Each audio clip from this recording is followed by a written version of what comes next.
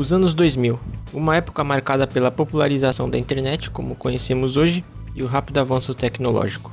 Nesta época, os estúdios japoneses estavam passando a deixar de lado a animação feita à mão e começando a adotar um estilo mais digitalizado, algo que tornava a criação de animes mais barata e acessível e possibilitava o uso de tecnologias novas, como CGI e computação gráfica. Foi vendo tudo isso que em 2003, um anime de produção independente surgiu. Um cara com um computador menos potente que qualquer celular velho de hoje, 7 meses de trabalho e muito esforço conseguiu criar uma obra temporal capaz de nos impactar até hoje.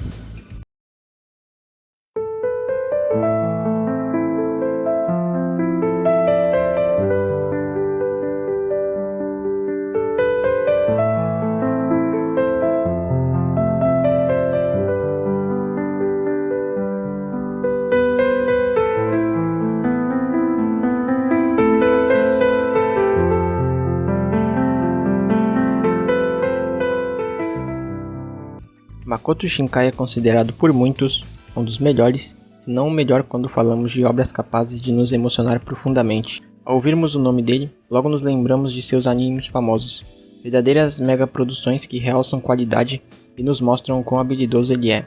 Mas não foi fazendo animes desse tipo que ele começou.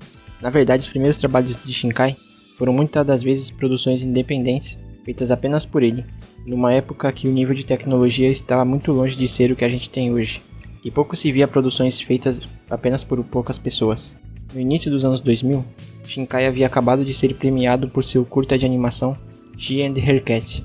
Nesse curta, nós acompanhamos os pensamentos e a relação de um gato e a sua dona.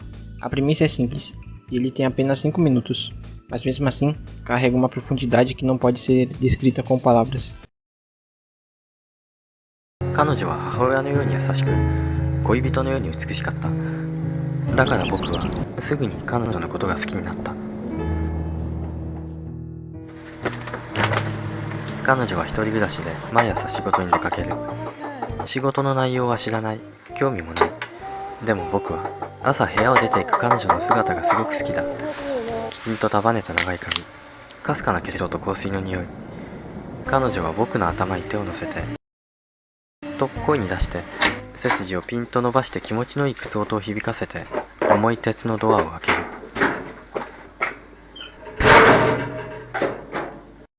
Shinkai descreveu esse curta como um trabalho pessoal para uma pessoa amada, e foi aqui que ele mostrou pela primeira vez o seu estilo artístico que nós gostamos tanto em suas obras.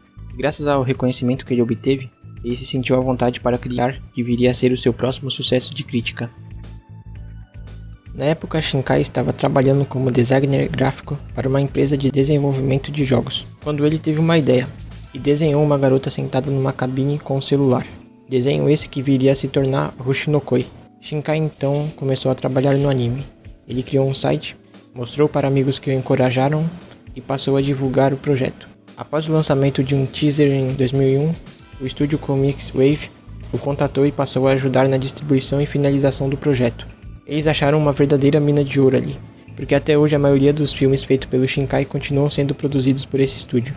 Olhando hoje, os traços desse anime podem parecer simples, e o CGI de PlayStation 2 também, mas para a época aquilo foi algo incrível. Shinkai fez esse curta praticamente sozinho.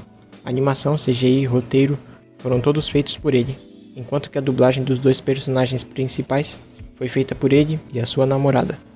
E a trilha sonora foi feita por Timon, um compositor e amigo de Shinkai, que também viria a trabalhar em diversos outros projetos dele. Mesmo sendo um trabalho indie, a qualidade dele estava comparável a muitos animes da época, e por isso ele foi um grande sucesso de crítica.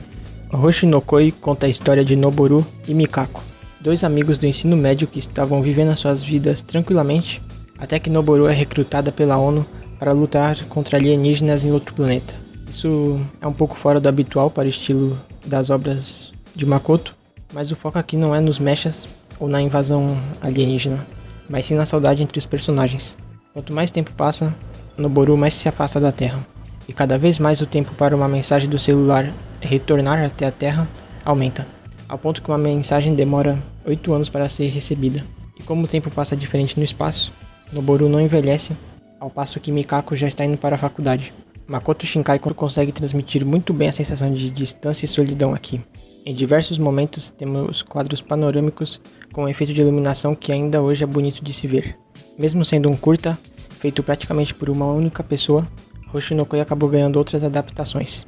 Em 2004 foi lançado um mangá que aprofunda ainda mais a história, mostrando cenas e reflexões que não estão no anime, e além disso a obra também ganhou uma light novel, que traz uma visão mais introspectiva dos personagens. Mesmo sendo um curta independente, feito em casa e com poucos recursos, Hoshi no Koi continua sendo lembrado até hoje, e ficou sendo um marco no início de carreira de Makoto Shinkai. 自分だったら中学生ぐらいの時にドラクエであるとかラピュタであるとかそういうものを見てこれはすごいなとでそういうものを見るとやっぱり自分も何か作りたくなるで